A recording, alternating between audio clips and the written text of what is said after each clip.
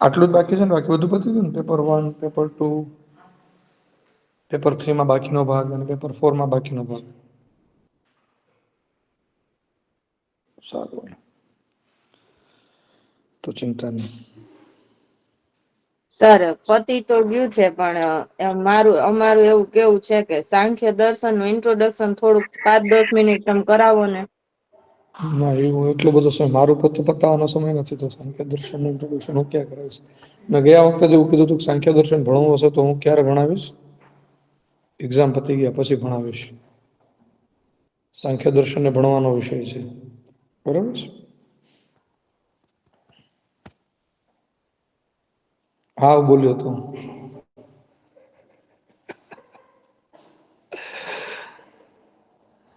હા, મુનિનામ કપિલ શ્રેષ્ઠ એવું કીધું છે Shrimad Bhagavad Gita.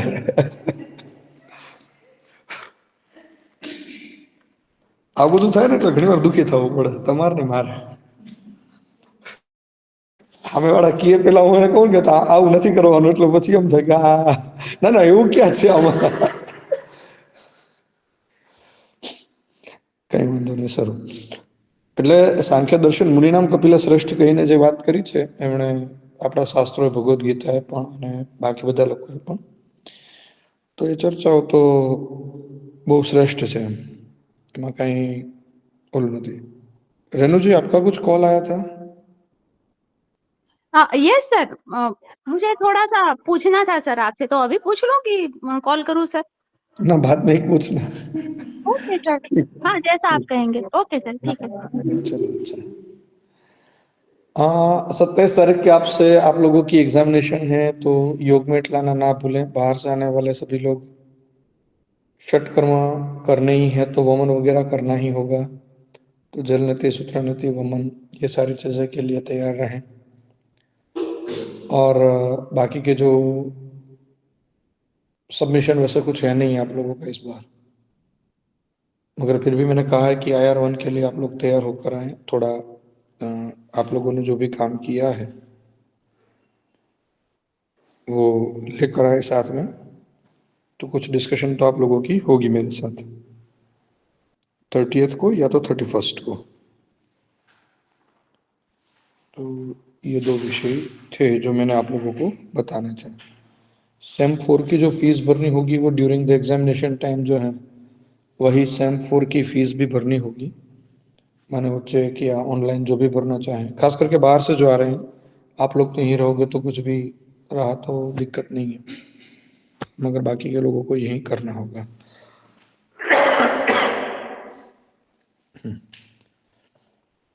Sir, I card भी भूले ना सभी। वो डीओ वाला ऐप वापस से वो हो गया, तो जैसे पिछली बार करवाया था वही करवाना है सर, वापस से लॉगिन? हाँ, वही लॉगिन करवाना है, वही लॉगिन ओके कर। और अगर ऐप चेंज हुआ है तो भी आप लोग एक बार यहाँ आओगे, इसलिए मैं कह रहा हूँ, यहाँ आओगे तो आप लोग यहाँ पे भी तय कर लोगे कि क्या करना है क्या नहीं, ठीक है? Okay yes sir. तो थ्रू ऐप या चेक से जैसे भी पेमेंट, POS से, कार्ड से जो भी पेमेंट करना चाहे वो कर पाएंगे, ठीक है? चलिए, तो ये विषय था आप लोगों के साथ करते हुए। तो आज हम त्रयोप स्तंभ की बात करेंगे और कुछ विषय जो बाकी रहेंगे अगर, तो शायद नेक्स्ट वीक या नेक्स्ट सैटरडे संडे तक में इन विषयों को हम पूरा करेंगे। अरे नेक्स्ट वीक એટલે જ કહેવાય ને, તો નેક્સ્ટ વીક એટલે મંડે પછીના ક્લાસમાં या तो सैटरडे संडे, मगर ज़्यादातर यही प्रयास रहेगा कि नेक्स्ट वीक में ही वर्किंग में ही हम 3 से 4 में कर लें, तो दिक्कत कम हो, ठीक है? तो त्रयोप स्तंभ की बात करते हैं। आचार्य चरक ने बात की है त्रयोप स्तंभ के बारे में। त्रय उपस्तंभ सब पिलर पेलू सेक्शन है पेपर 3 में। सेक्शन 5 છે સર।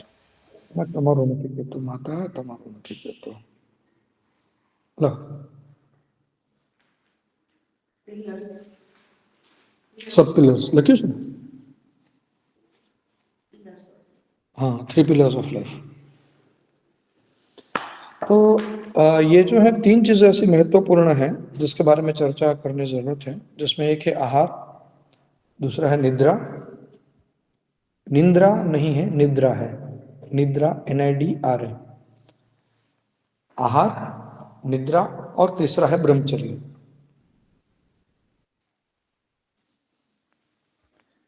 ये तीन जो हैं वो हमारे जीवन के महत्वपूर्ण अंग हैं। शास्त्रों ने ऐसा कहा है कि आहार और निद्रा के लिए दोनों ने ऐसी बात कही है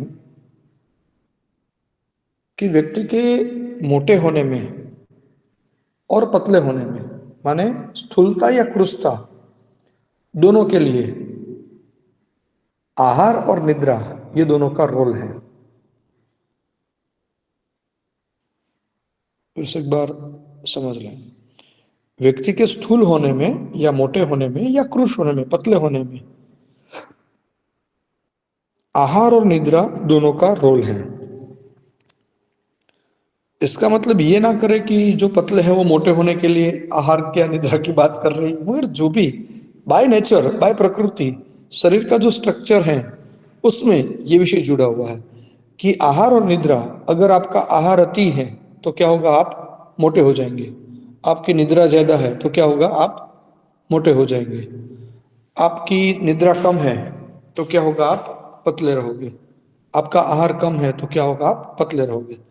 माने पोषण के साथ भी, कहने का तात्पर्य यह है कि पोषण के साथ भी आहार और निद्रा का दोनों का साथ जुड़ा हुआ है। सिर्फ ऐसा नहीं है कि आहार आपने अच्छा लिया नहीं लिया, निद्रा का भी उतना ही रोल उसके साथ जुड़ा हुआ है। तो आहार और निद्रा को दोनों को साथ साथ देखा जाता है। अब जब बात आती है आहार की, तो आहार हम क्यों लेते हैं, आहार का मतलब क्या है, आहार कैसे लेना चाहिए, ऐसे बहुत सारे विषय जो हैं वो हमारे सामने खड़े हो जाते हैं। तो आहार के लिए सबसे पहला विषय है कि आहार्यते इति आहार। आहार्यते आहार्यते इति आहार। आहार्यते इति आहार का मतलब ये होता है कि हम जो भी आहरण, जो भी हम अंदर की तरफ लेते हैं,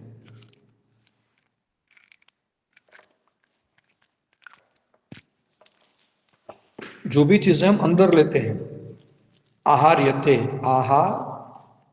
आहार्यते इति आहार, जिस भी चीज का हम आहरण करते हैं, अंदर की तरफ लेते हैं, अंदर की तरफ माना शरीर के अंदर की तरफ हम लेते हैं, उसे आहार कहा जाता है।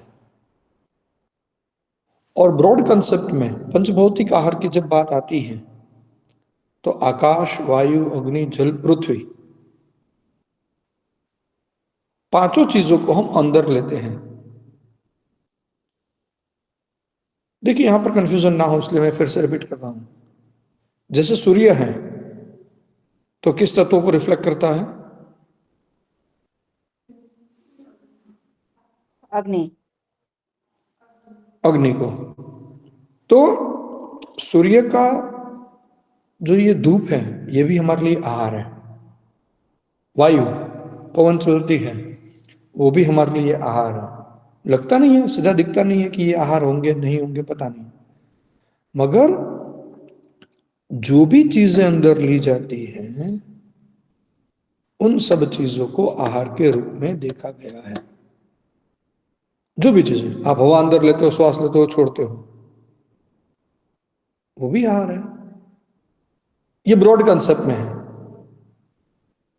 बहुत बड़े ब्रॉड कंसेप्ट में ये है कि पंचभौतिक सारी चीजों का अंदर लेना ये आहार के रूप में है। मगर स्थूल रूप में आहार की बात आती है तो जो भी हम खाना खाते हैं, जिन द्रव्यों का सेवन हम आहार के रूप में करते हैं, जिन द्रव्यों का सेवन हम आहार के रूप में करते हैं उसको आहार माना गया है भौतिक स्वरूप में।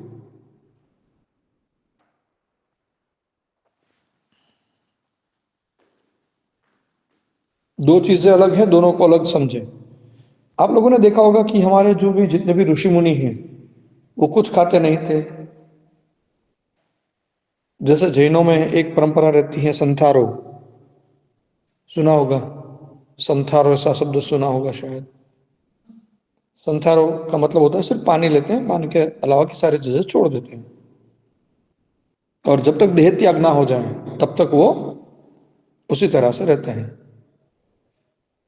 तो अगर संथारो लेने के बाद भी कोई व्यक्ति दूसरे दिन, तीसरे दिन, चौथे दिन ऊपर नहीं गया है, कोई 30 दिन के बाद जाता है, कोई 40 दिन के बाद जाता है, कोई 50 दिन के बाद जाता है,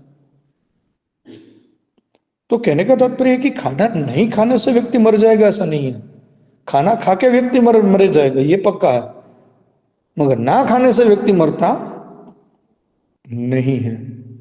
अगर आपने ओवर ईटिंग किया किया किया इतना ओवर ईटिंग किया कि अपनी क्षमता के ऊपर चला गया तो आप मर जाओगे, मगर बिना खाए कोई भी व्यक्ति कभी भी मरा नहीं। तो ब्रॉड एस्पेक्ट में जब हम आहार की बात करते हैं तो पंच भौतिक जो भी चीजें हमारे शरीर के अंदर जाती हैं उन सबको आहार कहा गया है, और भौतिक रूप में आहार के रूप में जो भी हम खाते हैं वो सारी चीजों को आहार कहते हैं। अपने आप में वो आहार पंचभौतिक होता है। मानव तीखी चीजें खाते हैं तो वो अग्नि का स्वरूप है, वायु उड़ाने वाली चीजें वायवीय पदार्थ हैं, हम लिक्विड ले रहे हैं तो वो जलीय पदार्थ हैं, और ठोस जितना भी कार्य है वो पृथ्वी तत्व है। समझ आ रही है बात? स्थूल रूप में, भौतिक रूप में जब आहार की बात आती है तब हम जो भी चीजें खाते हैं उसमें जो भी वायु को बढ़ाने वाला है, हमारे शरीर के वायु को बढ़ाने वाला है वो वायवीय पदार्थ है, हमारे शरीर की अग्नि को बढ़ाने वाला है वो आग्नेय पदार्थ है, हमारे शरीर में जल तत्व को बढ़ाने वाला है वो जलीय पदार्थ है, और जो कोनो मोबाइल आ ધ્રુજી રહ્યો છે, હા તો લેવાનો જ લઈ લે ફોન, નહીં તો એને સુવડાવી દે પાછો। और जिनका भी स्थूल रूप में जो हम खाते हैं भौतिक रूप में वो सारी चीजें जो हैं वो पार्थिव तत्व के रूप में देखी जाती हैं। आकाश अनंत है सब में है क्योंकि आकाशीय तत्व जो है वो सीधा दिखता नहीं है कहीं भी, तो हर एक द्रव्य के अंदर कहीं ना कहीं आकाश का तत्व रहता है। तो ये सारी चीजें हैं, ये हमारे ध्यान में रहनी चाहिए। तो पंचभौतिक की होती है। आहार हम क्यों खाते हैं, क्यों आहार क्यों लेना चाहिए? एक है शरीर को टिकाने के लिए, माने शरीर की जो दैनंदिनी जरूरत है उनको पूरा करने के लिए हम आहार लेते हैं। दूसरा क्यों आहार लेते हैं?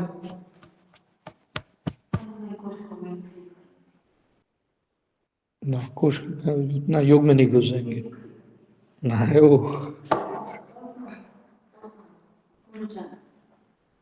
हमारे शरीर की जो ऊर्जा की रिक्वायरमेंट है, हमें जो ऊर्जा की जरूरत है, हमारे दैनंदिन कार्यों को करने के लिए जो ऊर्जा की जरूरत है उसके लिए भी हम आहार लेते हैं। तीसरा आहार क्यों लेते हैं?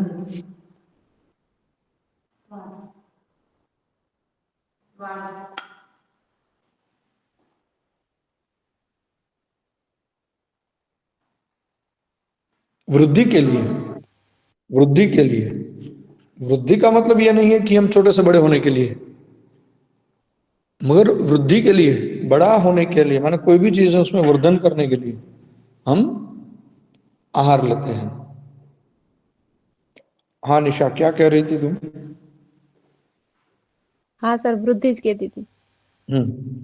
ठीक है, ओके सॉरी, बीच में एक प्रश्न है। તમે લોકો ગણી લીધા કેટલા લોકો થાય છે તમારા? તમે કેટલા લોકો છો?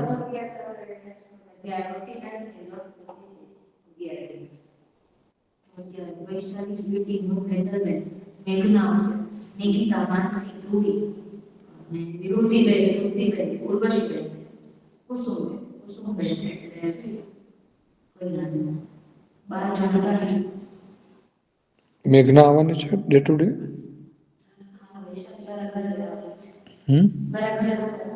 તાર ઘર કોણ છે? એટલે 12 લોકો થયા।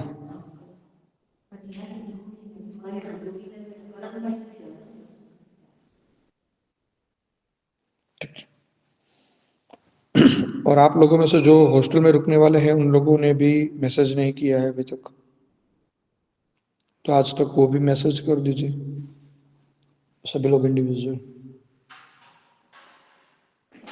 और मेन ग्रुप में ही कर दीजिए तो पता चले व्यवस्था के लिए। Okay sir. तो विषय ये है कि आहार हम वर्धन के लिए भी लेते हैं, आहार कांति को बनाए रखने के लिए भी रखते हैं।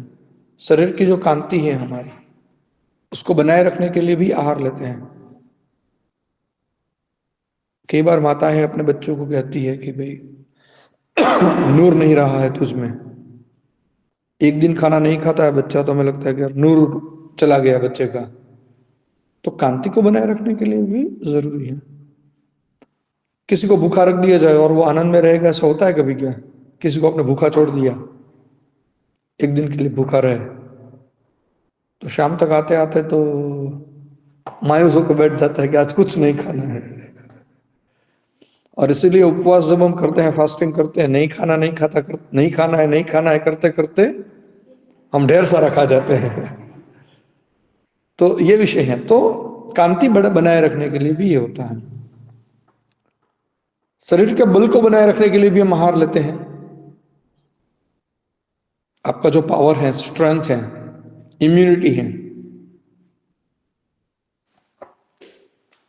पावर, स्ट्रेंथ और इम्यूनिटी, इनके लिए भी हम आहार का ग्रहण करते हैं।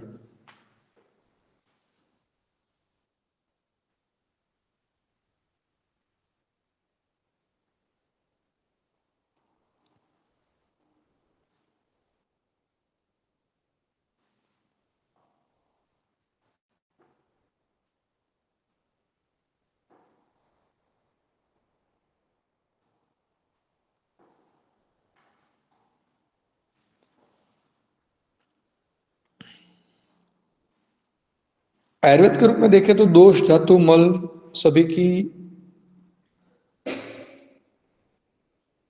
क्या कहते हैं जिसको बनाए रखने के लिए, दोष धातु मल के प्राकृत कार्यों को बनाए रखने के लिए भी, या उसको प्राकृतिक अवस्था में बनाए रखने के लिए भी आहार का अपना एक रोल है।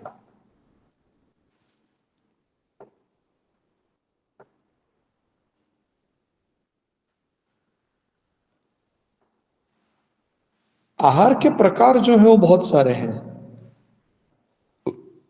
और आहारी, आहार को लेने वाले व्यक्तियों के प्रकार जो हैं वो भी अलग अलग रूप से देखा जाए। आहार को लेने वाले जो व्यक्ति हैं उसके रूप में अगर देखा जाए तो 3 प्रकार के व्यक्ति होते हैं। या तो शाकाहारी होते हैं, कंप्लीट वेजिटेरियन होते हैं, या मांसाहारी होते हैं जो कंप्लीटली मांसाहारी करते हैं, और तीसरे होते हैं वो हैं मिश्र होते हैं। विश्व में सबसे ज्यादा जो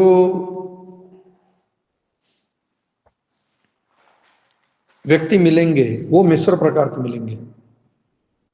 मांसाहार और शाकाहार दोनों को करने वाले लोग, ऐसे लोग सबसे ज्यादा मिलेंगे।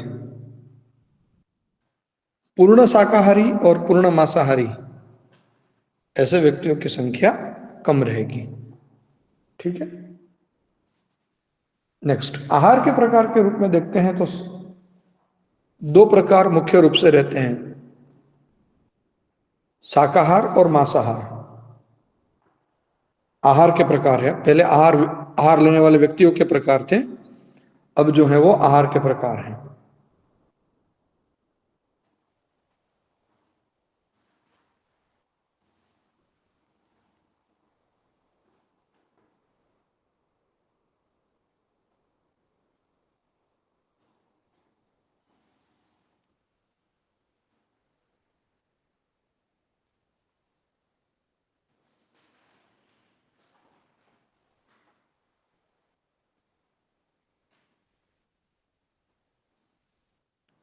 दूसरे प्रकार से देखा जाए तो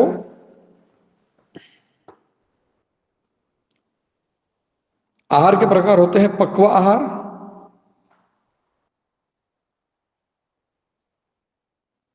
अपक्व आहार और अर्धपक्व आहार।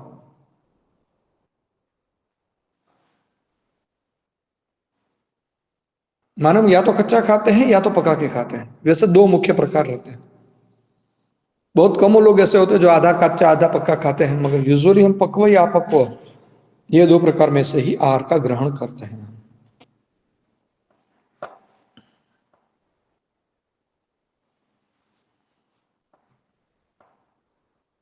इसके अलावा आहार के तीसरी तरह से प्रकार होते हैं, वो है संस्कारित फूड, संस्कारित आहार, असंस्कारित आहार या प्राकृत आहार।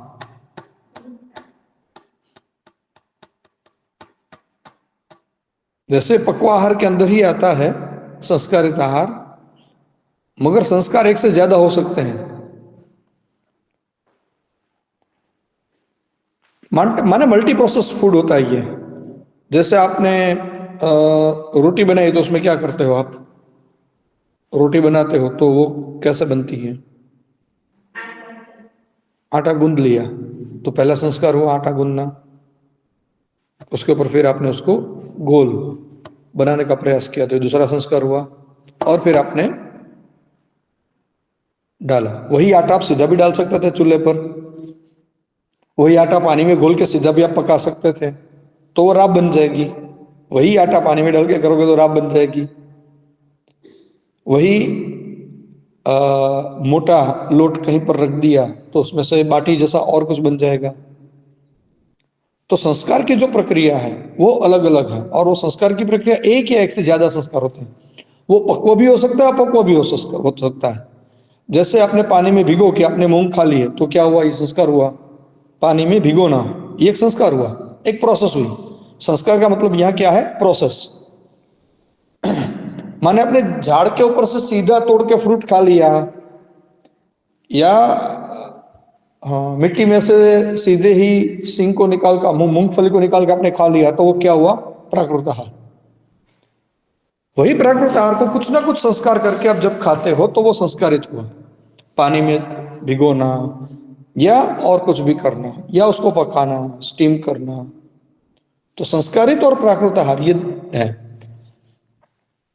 और एक से ज्यादा संस्कार हो सकते हैं। माने सब्जी बनाते हो तो क्या करते हो? सब्जी बनाने की बात आती है तो सब्जी को कट करना, उसको उबालना माने स्टीम्ड करना, उसके बाद उसको छौंक लगाना।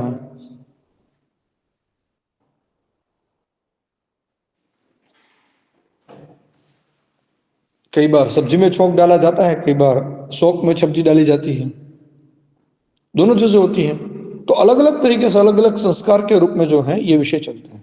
तो संस्कारित और प्राकृत। असंस्कारित का मतलब है यहाँ पर प्राकृत आहार। संस्कारित आहार माने प्रोसेस फूड, इसमें कुछ ना कुछ प्रोसेस होती रहती है।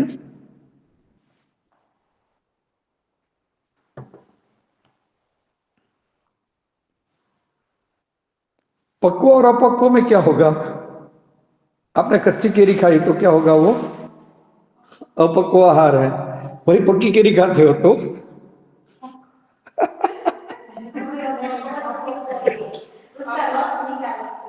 समझने वाली बात वही मैं कह रहा हूं। पक्व और अपक्व के अंदर जो मैं बात कर रहा हूं मैं वही है कि पक्व बनाने में संस्कार हो भी सकते हैं और संस्कार ना भी हो। इसलिए मैं यहां अलग किया, नहीं तो कई बार ये प्रश्न आएगा कि पक्व है तो सारे संस्कारित ही होते हैं ना। काफी चीजें ऐसी हैं जिसको संस्कार न करने के बावजूद भी वो अपने आप पक जाते हैं, खाने योग्य बन जाती है चीजें। बहुत सारी चीजें ऐसी हैं, और बहुत सारी चीजें ऐसी हैं जिसके ऊपर संस्कार की प्रक्रिया करनी ही पड़ती है। आप प्राकृत मूंग भी खा सकते हो, मगर कब खा सकते हो? खेत में जाकर। मगर जब एक बार मूंग आपके घर में आ गया तो वो क्या करना पड़ेगा? उसके ऊपर संस्कार करना ही पड़ेगा। बिना संस्कार के कच्चे मूंग, कच्चे चने, कच्चे गेहूं खा नहीं सकते हैं। तो पक्व, अपक्व, अर्धपक्व ये एक विषय है। हमारे मन में पक्व का मतलब क्या आता है? पका के जो खाते हैं। तो यहां पे थोड़ा हमें अपने आप को करना पड़ेगा कि पक्व, अर्धपक्व, अपक्व एक विषय है, वो संस्कार के साथ जुड़ा हुआ भी है और संस्कार के बगैर भी होती है। वही प्रक्रिया संस्कार और प्राकृत में भी ये दो चीजें हैं कि जिसमें आप प्रोसेस करते हो तो वो संस्कार आता है, जिसमें प्रोसेस नहीं होती है वो प्राकृत आहार कहा जाता है। ठीक है। अब जो शाकाहार के अंदर आते हैं उसके बहुत सारे वर्ग हैं, अलग अलग categories of food. Categories of food, categories of food कितनी होती हैं शाकाहार में देखा जाए तो क्या क्या आता है? जैसे फल वर्ग, फल वर्ग, दुग्ध वर्ग, धान्य वर्ग, नमक वर्ग,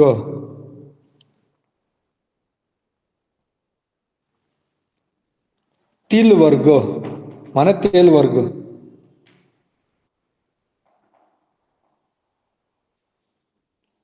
ऐसे बहुत सारे इक्षु वर्ग, शुगर, इक्षु वर्ग, धान्य है तो धान्य में भी दो प्रकार पड़ते हैं, शुक धान्य और समी धान्य। शुक धान्य माने जो कार्बोहाइड्रेट ओरिएंटेड जो भी है धान्य, माने गेहूं, मक्का, ज्वार, ये सारे शुक धान्य के अंदर आते हैं। और शमी धान्य जिसके अंदर प्रोटीन ओरिएंटेड जो डाइट है, जिसमें जो मूंग है, उड़द है, ये सारी चीजें वहां पर आती हैं। हाँ, शमी धान्य। दुग्ध वर्ग है तो दुग्ध में क्या होता है? गाय का दूध, भैंस का दूध, ऊंट का दूध, बकरी का दूध, अलग अलग प्राणियों के जो दूध है उसको भी आयुर्वेद ने अलग अलग कैटेगराइज किया है।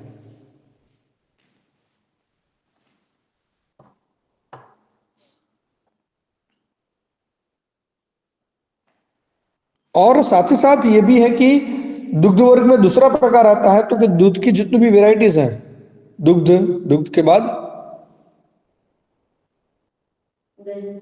दही, छाछ, मक्खन, घी, मट्ठा, पनीर,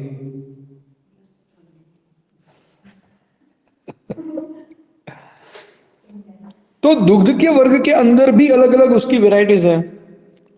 माने आप सिर्फ देखो कि दुग्ध की बात कही तो भी इतनी बड़ी बातें हैं। माने दुग्ध के अंदर भी दुग्ध को अलग देखा गया है और वहां तक उसकी जो मलाई होती है उसको भी अलग कैटेगराइज किया गया है।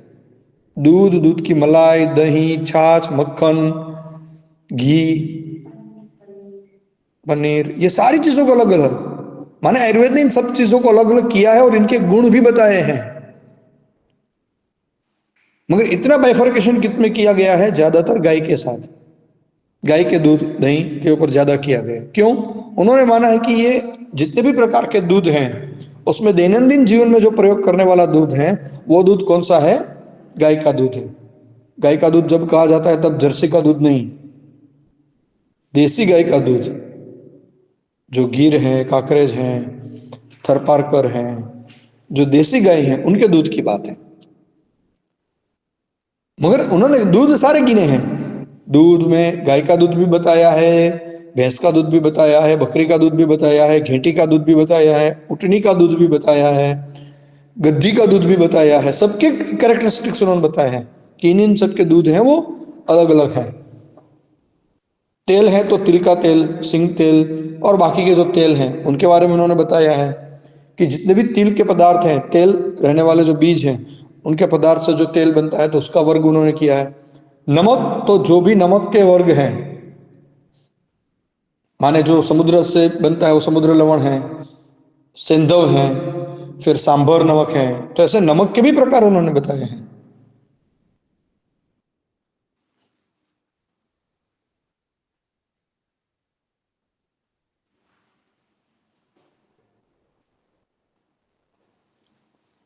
तो हम जो बात कर रहे हैं कि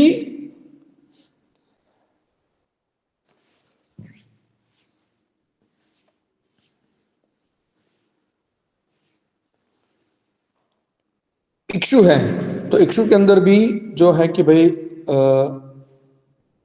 शुगर कंटेंट जो भी पदार्थ है, माने शुगर केन में से जो जो भी पदार्थ बनते हैं, खांड बनती है, शर्करा बनती है, गुड़ बनती है, तो ये सारे इक्षु वर्ग में आते हैं।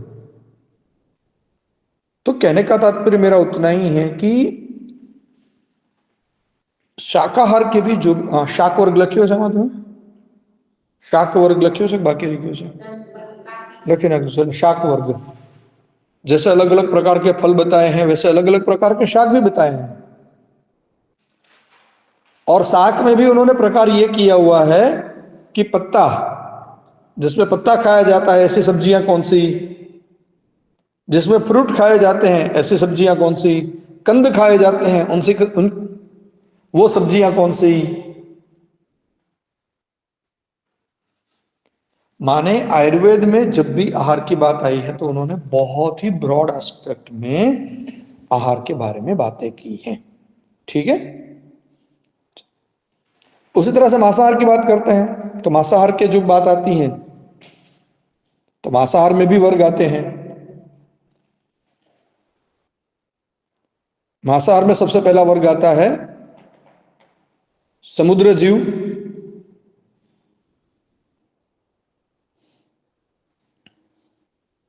और धरती के जीव।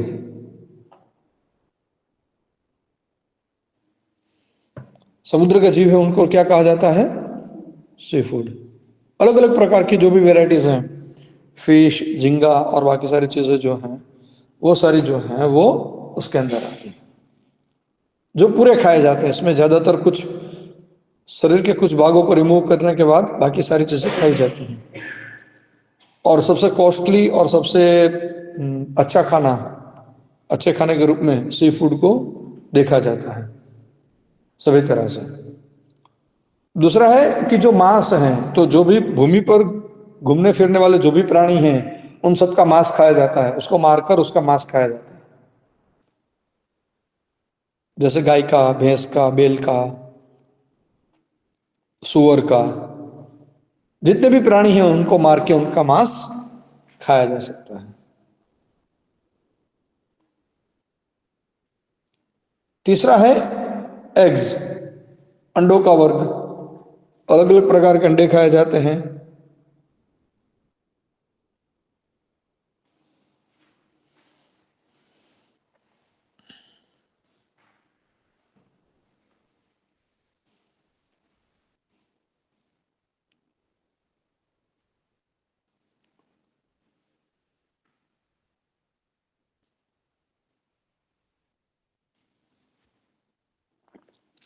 और प्रिपरेशन के रूप में चौथा प्रकार पड़ता है वो है सूप का।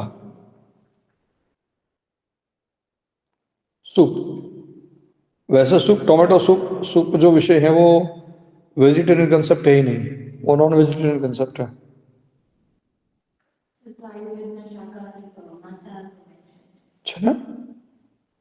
માંસાહારની એટલી બધી વેરાયટીઝ આપેલી છે કે તમારે તો તમે થાકી જાવ એટલું છે। શાકાહારની વેરાયટી ઓછી આપેલી છે, માંસાહારની એટલી આપેલી છે। ઓછામાં ઓછા 500 થી 700 પ્રકારના સૂપ આપ્યા હશે ને, अलग अलग प्राणियों कई रीते सूप बना हुआ है। तो ऐसा नहीं है कि वो नहीं था, मगर जो भी सूप हम, वो उन लोगों को देखकर हमने जो बात आई, माने सूप पीने की प्रक्रिया हमारे यहाँ राब पी जाती थी, दूध पिया जाता था। आज से 50-100 साल पहले की बात करें तो सूप हमारे यहाँ था ही नहीं। सूप कहाँ से आया? नॉनवेज में देखा कि हाँ ये लोग तो सूप भी पीते हैं, तो हम वेजिटेरियन का सूप बनाते हैं। जैसे आलू की भाजी बनती है तो जैन लोगों ने क्या कर दिया, केले की भाजी बनानी शुरू कर दी है। आलू के भजिए बन रहे थे तो केले के भजिए बनाने शुरू कर दिए। तो जैसे जैसे हमने ये देखा, जैसे टोमेटो आमलेट, टोमेटो का आमलेट नहीं बन सकता है आमलेट एक अलग चीज है, मगर टोमेटो आमलेट, मगर अब तो थोड़ा कम हो गया है ये विषय। मगर कहने का तात्पर्य यह है कि नॉन वेजिटेरियन डाइट, क्योंकि ज्यादातर जो व्यक्ति हैं इस भूभाग में, अगर 8 अरब व्यक्ति हैं अभी भी, तो उसमें सबसे ज्यादा लोग हैं, मोर देन 60% लोग हैं वो नॉन वेजिटेरियन है या मिक्स डाइट वाले। तो इसलिए उनकी वेराइटीज को देखकर कई बार हम वेजिटेरियन लोग भी सन्न रह जाते हैं, चलो ये भी हमें खाना चाहिए। तो इस तरह से करते करते ये सारी चीजें हमारे इनकॉर्पोरेट हमारे यहाँ हुई है। तो ज्यादातर सूप की जगह हमारे यहाँ क्या था, पानी था, मूंग का पानी पीते थे। और अलग अलग प्रकार के लेवल के पानी पीते थे, पेया, विलेपी, माने ऐसे करके पूरी कैटेगरीज दी गई हैं कि भाई लिक्विड पीना तो भी कैसे पीना, वो कितना पानी होना चाहिए, कितना पानी डालोगे तो क्या बनेगा, ये बातें हमारी यहां बहुत क्लासिकली बताई गई हैं। तो ये होता है कि भाई नॉन वेजिटेरियन डाइट जो है उसमें ये कुल मिला के 4 चीज होती है, seafood, meat, eggs and soup, ये 4 प्रकार की चीजें होती हैं। अब इसमें भी जो विषय है कि हमें ये लगता है कि एडल्ट्रेशन, कई बार हमें ये लगता है कि प्रोटीन का सोर्स होने से हमें नॉन वेजिटेरियन डाइट लेना चाहिए, ऐसा लोग मानते हैं।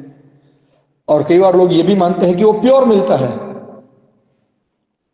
इसलिए नॉनवेज खाना चाहिए क्योंकि उसमें कोई एडल्ट्रेट तो है नहीं। मगर ये कंसेप्ट हमारा सबसे गलत कंसेप्ट है। जितना एडल्ट्रेशन वेजिटेरियन डाइट में है उससे कई गुना ज्यादा या उससे ज्यादा एडल्ट्रेशन जो है वो नॉनवेज डाइट में भी होता है। नॉनवेज डाइट में जो एडल्ट्रेशन होते हैं उसमें पहला रीजन, जो मीट हम खाते हैं वो मीट आर्टिफिशियल मीट बनता है। जब मैंने भी सुना ये तब मुझे भी ये रह गया था कि भाई आर्टिफिशियल मीट हो सकता है। हाँ, इंडिया में भी कंसेप्ट वो नहीं है इतना बता, क्योंकि इंडिया में इतना लोग खाते नहीं है। मगर यूरोपियन कंट्रीज में मीट की जो अलग अलग वेराइटीज आती हैं तो उसमें artificial meat and natural meat ये दोनों आती हैं। तो मीट भी आर्टिफिशियल बनता है, एडल्ट्रेट होता है। दूसरा, जो भी मीट होता है उसमें एड्रेनालिन, यूजुअली जो पाया गया है वो ऐसा है कि नॉनवेज जो भी मीट है उसमें एड्रेनालिन जो हार्मोन है वो ज्यादा देखने को मिलता है। तो ये एड्रेनालिन का एडल्ट्रेशन जो है वो व्यक्ति के ब्लड प्रेशर और बाकी 4 चीजों को बिगाड़ने में बहुत ज्यादा योगदान देता है। और एग्स वगैरह में भी आर्टिफिशियल एग्स बनते हैं, सी फूड भी आर्टिफिशियल डेवलप हो रहा है। माने आर्टिफिशियल का मतलब माने जो झींगा जो खाया जाता है या फिश है, फिश तो यूजुअली दोनों में होती है, sweet water and salt water दोनों में बनती हैं। मगर खास करके झींगा जो है वो ज़्यादातर सॉल्टेड वाटर में ही बनता है, मगर फिर भी उसको स्वीट वाटर में कल्टीवेट करके खाया जाता है।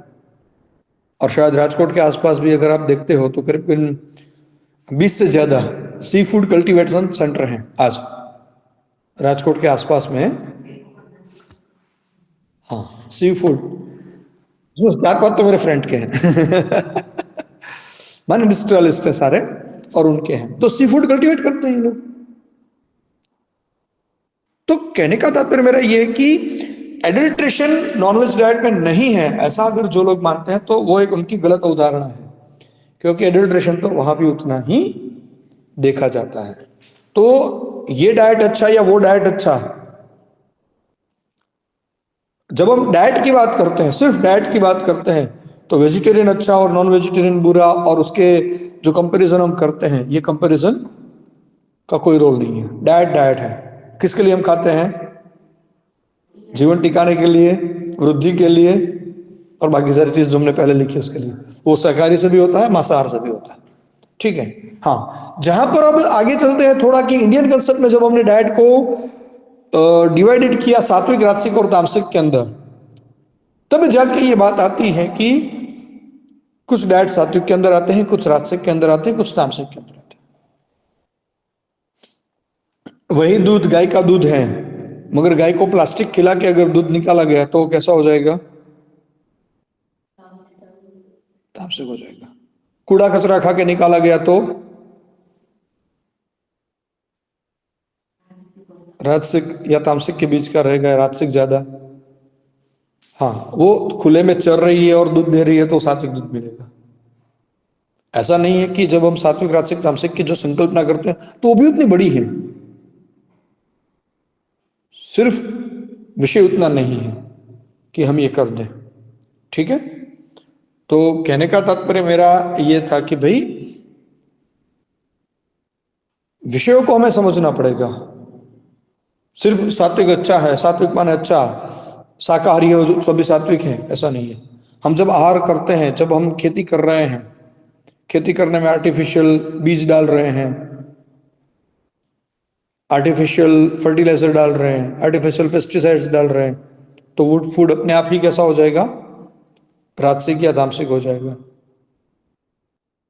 प्राकृत खेती कर रहे हैं, और आप लोगों ने देखा होगा शायद, कुछ लोग, अब ये कंसेप्ट फिर से शुरू हुआ है कि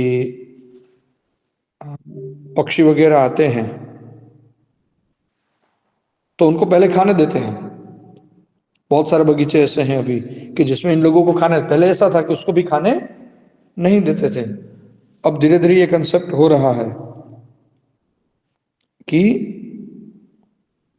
उनको भी खाना देकर वो करते हैं, उनको मना नहीं करते हैं। तो नेचुरल रूप से जो बनता है और वो सारे विषय हैं वो सात्विक के रूप में आता है। मगर जब हम ये सारी चीजों को नहीं करते हैं तो वो भी राजसिक या तामसिक बन जाता है। पकाने से भी, प्रोसेस करने से भी फूड सात्विक, राजसिक, तामसिक बन जाता है। खाने के समय मूड के हिसाब से, परोसने के समय के मूड के हिसाब से, वातावरण के हिसाब से बहुत सारे कल्टीवेट हैं जिसमें सात्विक, राजसिक, तामसिक के रूप में फूड हो जाता है चेंज। कहने का तात्पर्य उतना ही है कि शाकाहार और मांसाहार अपनी अपनी जगहों पे सही है, अपनी अपनी जगहों पे। सबको मांसाहार छोड़ के शाकाहार में भी नहीं ला सकते हैं, और शाकाहार छोड़ के मांसाहार में भी नहीं ला सकते। बाहर के लोग ये कहते हैं कि शाकाहार से मेरे में इतना बदल आ गया, ये हो गया, वो हो गया। और हम लोग क्या करते हैं, भले सीजन नहीं कर रहे मांसाहार, कई बार ऐसा होता है कि चोरी छुपी मांसाहार कर रहे हैं। आज सिर्फ अगर आप एक सर्वे कर लो कि राजकोट के अंदर आज से 5 साल पहले एग्स कहाँ कहाँ मिलता था और कितना मिलता था, नॉन वेजिटेरियन डाइट के रेस्टोरेंट कितने थे, वही आज कितने हैं। तो जो हम शाकाहार में मानने लगे थे, हमें लग रहा है कि मांसाहार ठीक है, मांसाहार करने वालों को ये लग रहा है कि शाकाहार ठीक है। तो उस चर्चा में, मेरा कहने का तात्पर्य इतना है कि उन चर्चा में ना पड़ते हुए जो डाइट जहां पर है उसको, उसकी जगह पे उसका महत्व है। डेफिनेटली नॉन वेज है वो, इगेटेरियन करके पूरी डाइट बना ली। संडे हो या मंडे रोज खाओ, अंडे करते करते अंडे खाने की प्रक्रिया बना दिया कि वेजिटेरियन डाइट है। और इलॉजिकल तर्क ये देते हैं कि दूध भी प्राणी में से आता है तो नॉन वेज डाइट है। तो डाइट के जो अलग प्रकार हैं वो ये है, 2 प्रकार और होते हैं। एक वनस्पति जन्य आहार, लखवन છે।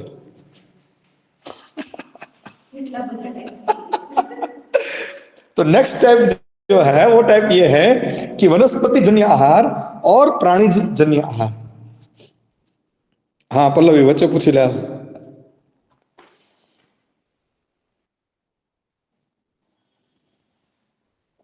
पल्लवी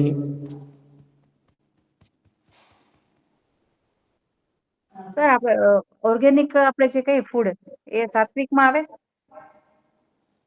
ऑर्गेनिक के अंदर भी अब इतने सारे प्रकार हो चुके हैं कि ऑर्गेनिक में भी कल्चरल फूड, माने कल्चर बना के जो कल्चर किया जाता है वो फूड आता है, और गाय के साथ करके आता है।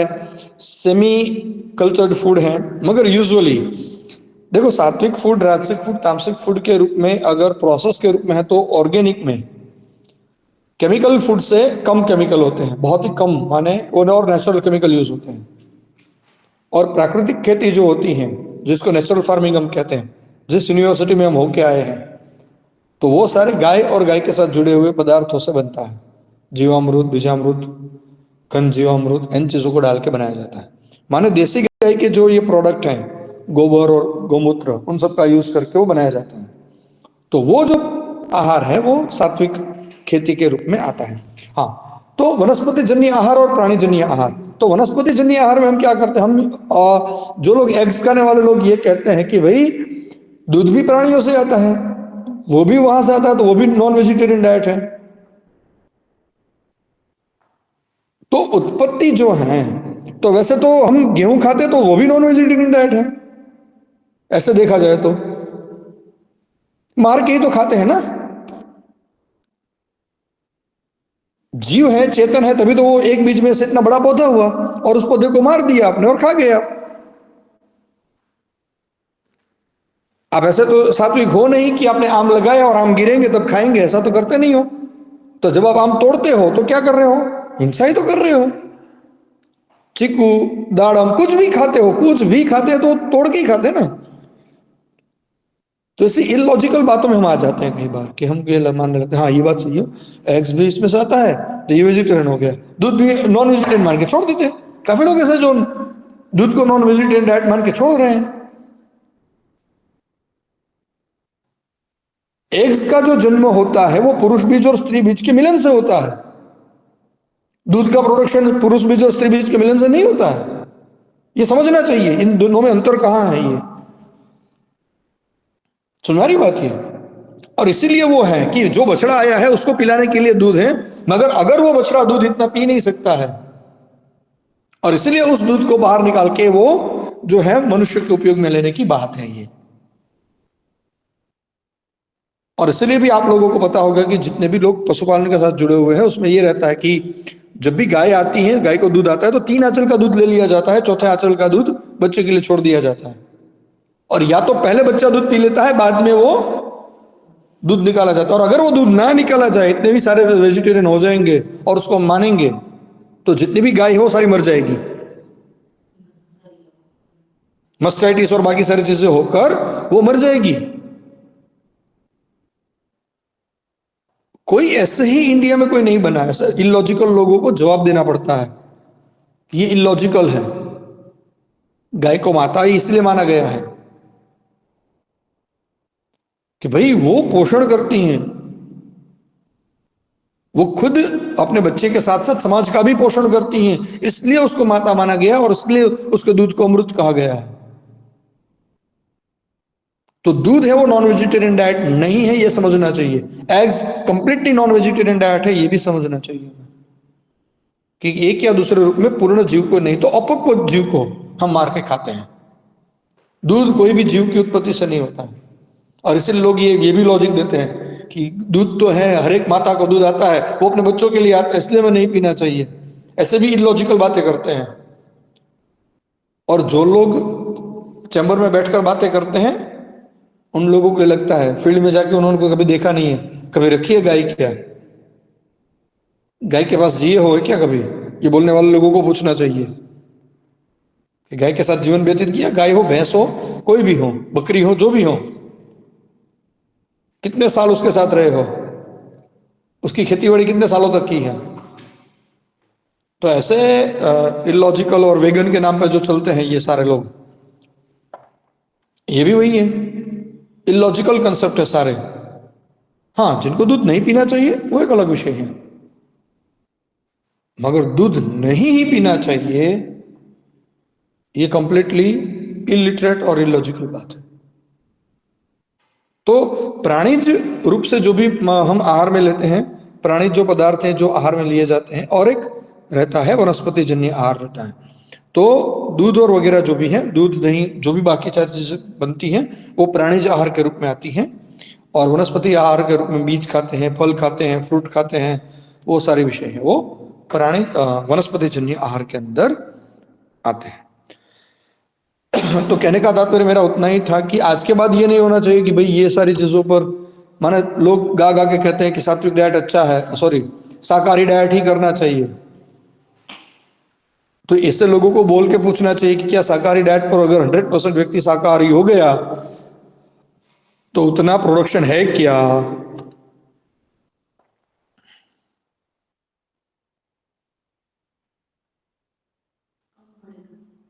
डेफिनेटली कम पड़ेगा। और उसमें भी एग्रीकल्चर पॉलिटिक्स जो है आहार के अंदर जुड़ा हुआ, वो तो विषय और ज्यादा गहरा है। अभी तो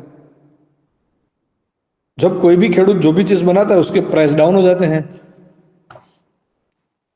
सभी चीजें सबको खानी है, मगर फिर भी वो टेम्पररी, टमाटर छोड़ देने पड़ते हैं, दूध फेंक देना पड़ता है, अभी चल रहा है ऑनियन, प्याज को छोड़ देना पड़ रहा है। शायद इस विषय आप लोगों का नहीं है, मगर फिर भी एग्रीकल्चर पॉलिटिक्स जो है, एपीएमसी, मार्केट यार्ड जो भी हैं, वो सारा एग्रीकल्चर पॉलिटिक्स है। ये जो व्यक्ति खेती करता है पूरे 2 महीने 3 महीने खेती करके जो भी वो उपज लेता है, और उपज लेके जब वो बेचने जाता है तब उसकी प्राइस नहीं होती है। आप लोग जो भी पाउडर लेते हो, सूप का पाउडर या वगैरह लेते हो, जो भी प्रिपेयर्ड, आप एक बताओ कि ऑनियन का पाउडर जो प्रिपेयर्ड आता है उसका प्राइस क्या है, गार्लिक का पाउडर आता है उसकी प्राइस क्या है। एक खेडूत, एक किसान जो ऑनियन बनाता है वो कितने में बेचता है? वो 20 किलो के हिसाब से या 100 किलो के क्विंटल के हिसाब से बेचता है। और हम किससे खरीदे हैं? हम ग्राम के भाव में खरीदते हैं। अगर गार्लिक का पाउडर अगर 50 रुपए 100 ग्राम है आज, तो 50 रुपए 100 ग्राम के किसान को जा रहे हैं क्या? किसान 1000 रुपए 2000 रुपए 3000 रुपए का 20 किलो बेचता है। यूजुअली 1000 से 2000 के बीच में होता है, 2000 से ऊपर तो होता ही नहीं है भाव कभी भी। और वो भी जब समय आता है तो वो भी कम होगा, कई बार 800-900 रुपए तक चला जाता है नीचे। तो ये सारे विषय जो है आहार के साथ, आहार का मतलब सिर्फ हम जितना जानते उतना नहीं। इसलिए किसी से 2-3 दिन पहले बात कर रहा था, मैं कहूंगा कि अगर मैं बोलना शुरू किया तो आप लोग खाना छोड़ दोगे। क्या खाए और क्या ना खाएं ये विषय आ जाएगा। माने वही एग्रीकल्चर पॉलिटिक्स, जो व्यक्ति ने जो बात बनाई है, अच्छे से भाव से बनाई है, वही व्यक्ति जब बेचने जाता है और उसको अच्छा नहीं मिलता है प्राइस उसका, तो वो कहां से सात्विक रहा? ये तो बताओ।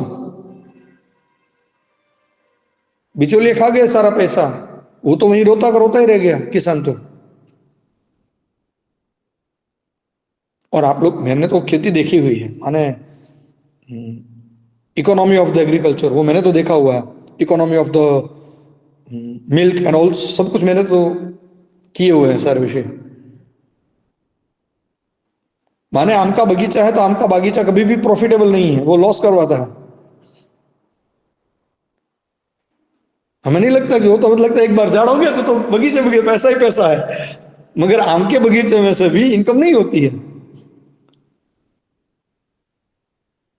मैंने उदाहरण इसलिए दिया, वो तो स्थिर है ना, और एक में से इतना बड़ा पेड़, कितनी सारी केरी आती है, फिर भी वो लॉस का रीजन है, वो भी उसमें भी पैसा नहीं मिलता है, लॉस होता है।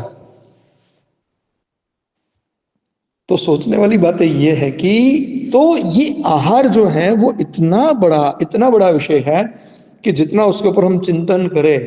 अन्नवय प्राण कहा गया अपने यहां, अन्नवय प्राण।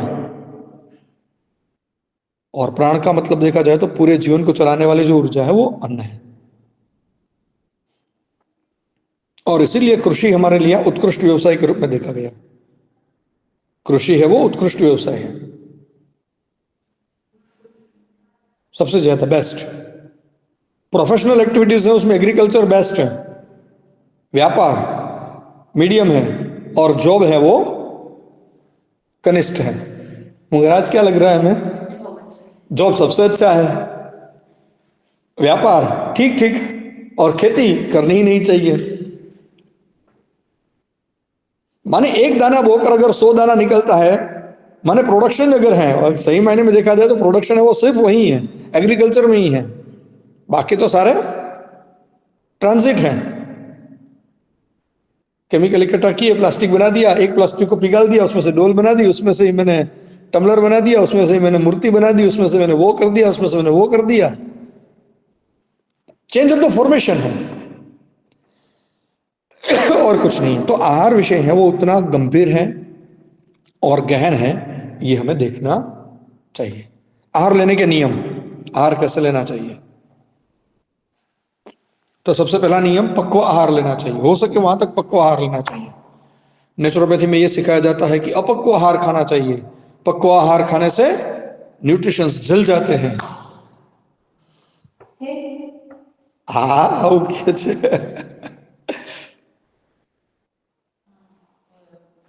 સર હેલો સર નેચરોપેથીમાં તો એવું કે છે કે સવારનો નાસ્તો પણ તમે કાચો જ ખાઓ। અરે નાસ્તો હું બપોરે જમોય કાચું, રાત્રે જમો કાચું, આખો દી ખાવે કાચું, જીવોય કાચું। दूध दही छाछ કાઈ નહીં લેવાનું। એટલે મૂર્ખા છે ને.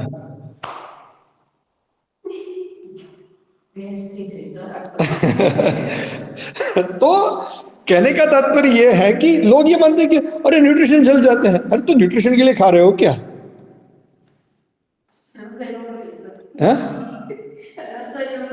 हाँ रसोई नहीं बनावनी તમારે। हाँ कहीं नो था, ये तो जुदो विषय है। पत्ते मेम डाल के खाते थे, मगर ये तो पत्ते खाने की बात है। સર આમાં નેચરોપેથીમાં અલગ અલગ હોય છે। વર્ધી સરની અલગ નેચરોપેથી કરાવે, મેં કર્યું ન્યાય અલગ છે। અમારે જ બધી રસોઈ પકવીને જ ખવડાવતા। વર્ધી સરને ન્યા ઉગાઈ ને તો ન્યા બધું કાચું જ ખવડાવતા। કઈ વાંધો નહીં। નેચરોપેથીમાં તો એવું જ કહે છે ઝાડ પાન ખાઓ। तो तात्पर्य यहाँ पर यह है कि कच्चे खाने की बातें हैं। कच्चे खाने की बात ऐसा नहीं है कि कच्चा खाने की बात नहीं बताई गई है। कच्चे खाने की बात बताई गई है, मगर कितना खाना चाहिए, कैसे खाना चाहिए, ये विषय भी हमारे यहाँ बताए गए हैं। तो मगर आहार जो लिया जाता है वो कैसा लिया जाना चाहिए?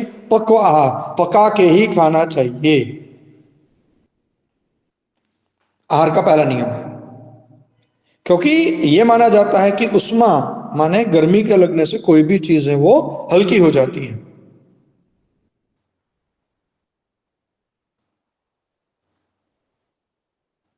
पालक के पत्ते खा लो और पालक की सब्जी खाओ पेट भर के, तो कहां पे आपके पेट को कंफर्ट फील हो रहा है? पका के ही फील होगा, क्योंकि वो लघु है, पचाने के लिए वो योग्य बन जाता है, पचने के लिए योग्य बन जाता है। फाइबर मिले इसलिए हमें ये खाना चाहिए, वो खाना चाहिए, माने पता नहीं क्यों, माने क्या विषय है, माने कुछ स्पेसिफिक दिनों के लिए या स्पेसिफिक विषय के लिए स्पेसिफिक तरीके से कच्चे खाने की बात होती है तो होनी चाहिए। कचुम्बर बनाने की प्रक्रिया थी पूरी, तो कैसे थी? कच्ची खाने की बात थी। आम का कचुम्बर बनता है, या पपीते का कचुम्बर बनता है, या प्याज का कचुम्बर बनता है, ककड़ी का कचुम्बर बनता है, रायता बनता है। माने अब तो याद करिए तो दुख था वो तो। हाँ मैं वही कह रहा हूँ, माने उनके लिए माने इतनी वेराइटीज थी। माने अब तो खाना ही छोड़ दिया शायद हमने। તમારા કોના ઘરે રાયતું બન્યું હશે છેલ્લે ક્યારે યાદ કરવું પડે તમારે બધાએ। અને રાયતા જેવું હોતું નથી, એ પકાવેલું હોય છે, એ વઘારેલું બનાવે છે લોકો। કાચું જે રાયતું બનતું કે મોગરી ને ગાજર ને સોરી, હા હા, તો હવે ખાધું જ નહીં હોય। મને યાદ નથી મેં છેલ્લે ક્યારે ખાધું હતું। હા હા, એટલે ભાદરવા મહિનામાં વહી ગઈ ને, વહી ગઈ મોગરી।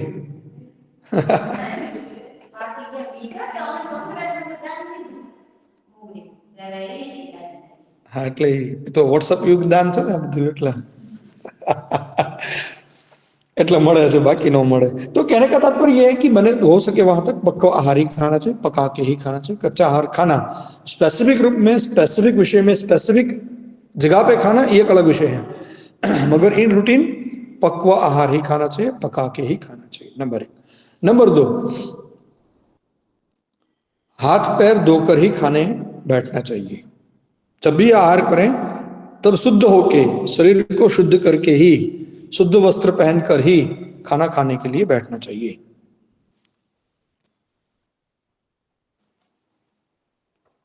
चौथा है गर्म गर्म आहार लेना चाहिए।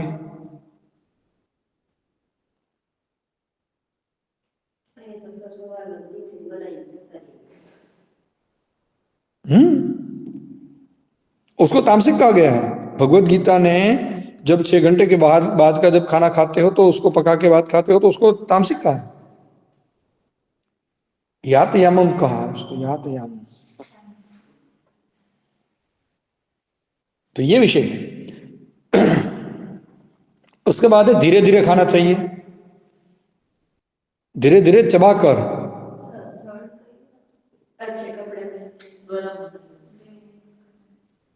गरम गरम खाना चाहिए, शरीर को शुद्ध करके और वस्त्रों को शुद्ध करके पहन के, शुद्ध वस्त्रों को पहनकर खाना खाना चाहिए।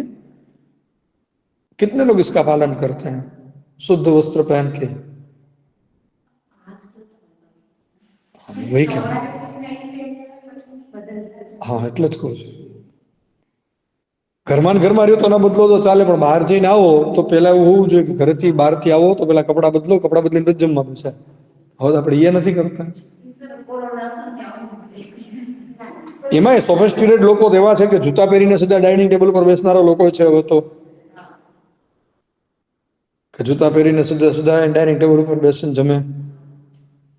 એટલાય નોનસેન્સ થઈ ગયા છે આપણે કે ઘરની અંદર જૂતા ન લઈ જવાય, તો એ આપણે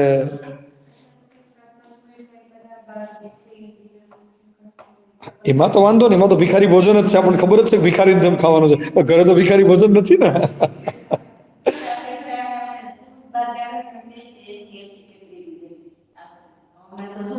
હા એટલે હું તો કોઈના ઘરે જાઉં ને એમ કે પહેરીને હાલશે, મેં તમને હાલશે, મને નહીં હાલે. મેં કીધું હું એમ કહું છું. હવે તો એ લોકો સમજાતું નથી હું શું કામ કહું છું. એટલે એમ કે ના ના શૂઝ પહેરીને આવો, વાંધો નહીં, મારા ઘરમાં ચાલે, પણ મને નહીં ચાલે તમારા ઘરમાં શૂઝ પહેરીને આવો.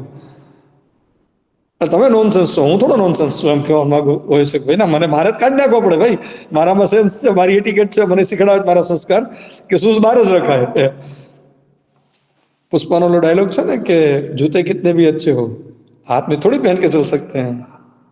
લેના જેવું છે. આ તો ગમે તેટલા હારા હોય, 10 લાખના તમે સોનાના જોડા પહેરો, પણ જોડા તો જોડા જ છે, પછી એને બહાર જ રખાય એમ. तो कहने का तात्पर्य कि शुद्ध होकर, माने जो जहाँ भी आप खाना खाना बैठते हो वहाँ पे शुद्ध होकर बैठना चाहिए. कई बार ये भी है कि कई बार हम घर के अंदर भी जो चप्पल पहन के बैठते हैं वो भी पहन के कई बार हम डाइनिंग टेबल के पास चले जाते हैं. हमने ये भी नहीं देखा कि भाई उसको भी एटलीस्ट थोड़े दूर तो निकाल कर बैठो, जहाँ बैठे हो वहाँ पर शुद्धता, हाइजीन तो होना चाहिए.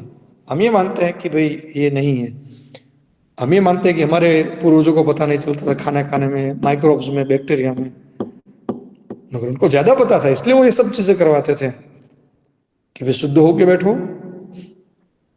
दूसरा क्या है, शुद्ध वस्त्र पहन के बैठो और शुद्धता का पूर्ण रूप से पालन करो. ठीक है, ठीक है. उसके बाद एक गर्म खाना चाहिए. उसके बाद क्या लिखवाया मैंने, धीरे धीरे चबाकर खाना चाहिए. खाना इसलिए खाते हैं कि हमें खाना है. अगर लोगों को ये कह दिया जाए कि नहीं खाना है आपको, तो लोग खाना भी नहीं बैठेंगे, खाने भी नहीं बैठेंगे. माने कौन सी जल्दबाजी होती है खाने के समय, ये पता नहीं है. एक काम की तरह हम निपटाते हैं उसको, खाने को भी, और शायद ये नहीं होना चाहिए. ठीक है. खाने के साथ पानी पी सकते हैं, खाने के साथ घुट घुट पानी पी सकते हैं. खाने के बाद छाछ पीनी चाहिए. यहां भी लोग कहते हैं कि खाने के साथ पानी क्यों?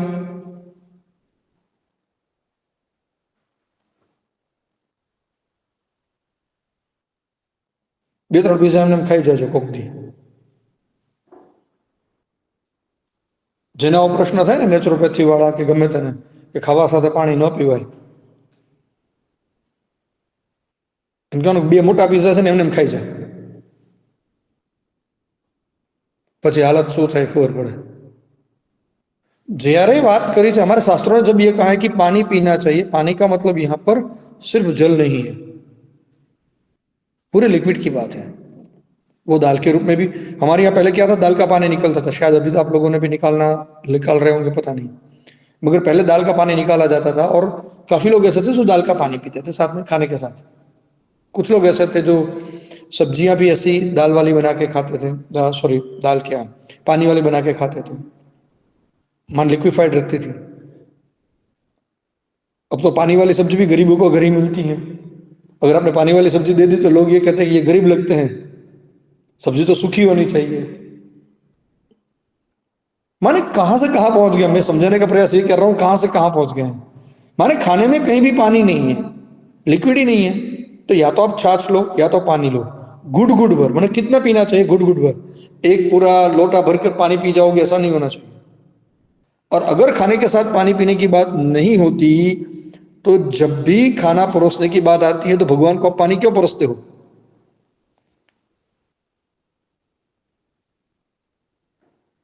और अगर आपने दिया हो तो आचमन, या कभी भी आपने पूजा की होगी, भगवान को भोग लगाया होगा, तो उसमें एक शब्द बोला जाता है,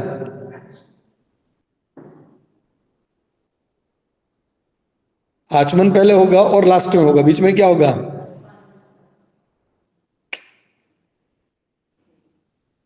मध्यम पोषणीय। मध्य पोषण का मतलब होता है कि बीच में पानी पीना। माने पूरी साइंटिफिक प्रोसेस जो बताई गई है उसमें भी ये सारी चीजें बताई गई हैं।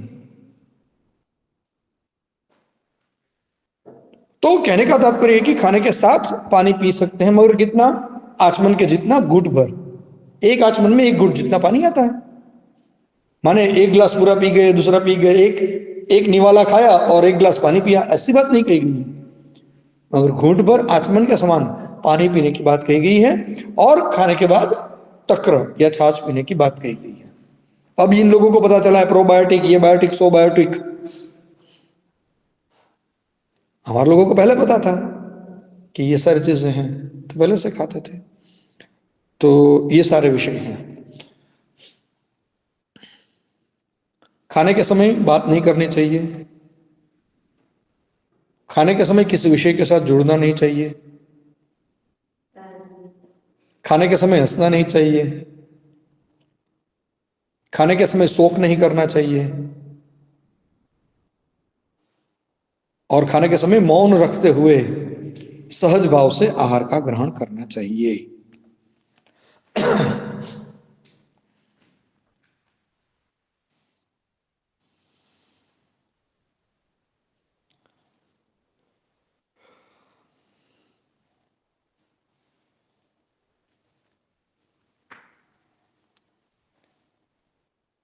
ठीक है, समझ में आ गई बात है। तो ये कुछ नियम है आहार के साथ जुड़े हुए हैं।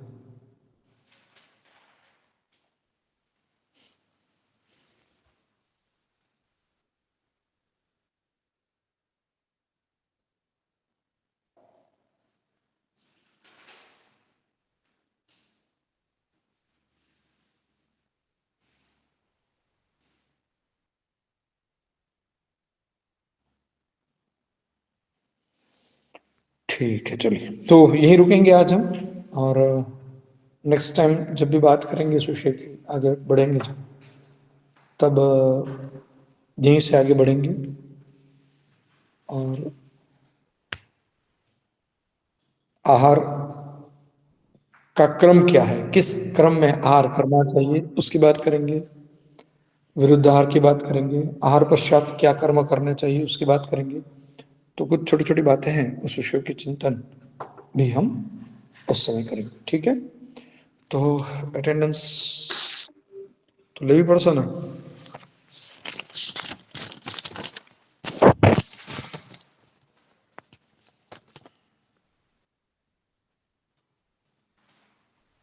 Number 1, 2, 3,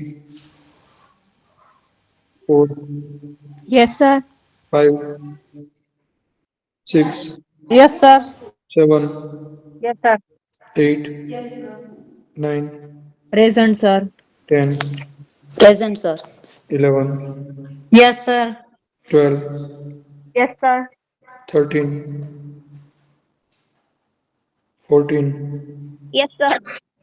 15, 16, 17, yes sir. 18, yes sir. 19, yes sir. 20, yes sir. 21, present sir. 22, 23। चलो ठीक है। उर्वशी,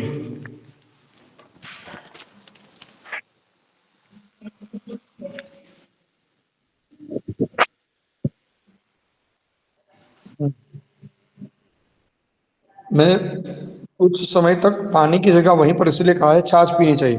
भोजनांते पिबेत तक्रम, भोजनांते पिबेत तक्रम, ऐसा हमारे शास्त्रों की आज्ञा है। तो तक्र पीना चाहिए, पानी नहीं। ठीक है,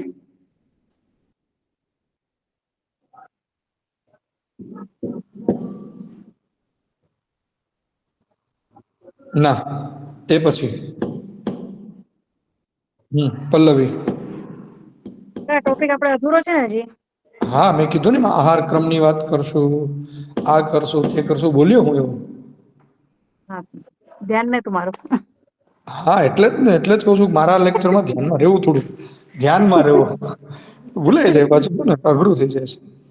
ચાલો હરિઓમ બધા લોકો, ક્લાસ એન્ડ કરો. Hariom sir. Hariom sir. Hariom sir.